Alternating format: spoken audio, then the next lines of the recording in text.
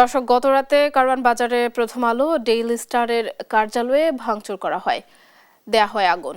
সেখানকার এখনকার পরিস্থিতি জানাতে সরাসরি যুক্ত হয়েছেন সহকর্মী আলী আকাশ। আকাশ, এখনকার কি চিত্র দেখছেন, বিস্তারিত জানান। জি, ধন্যবাদ আপনাকে। আমি এখন অবস্থান করছি কারওয়ান বাজারের ঠিক প্রথম আলো কার্যালয়ের সামনে।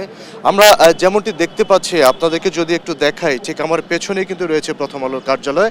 আমরা এখনো দেখতে পাচ্ছি ধোঁয়া কিন্তু এখনো উঠছে।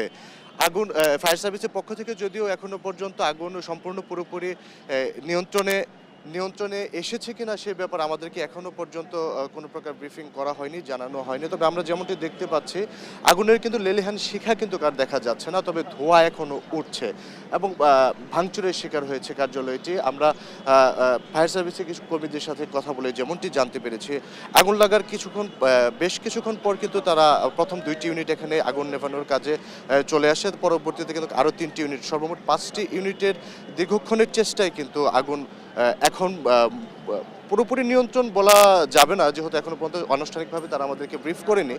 আমরা যতটুকু দেখতে পাচ্ছি মোটামুটি নিয়ন্ত্রণে এসেছে আগুন। এবং আগুন নেভানোর কাজে যখন ফায়ার সার্ভিসের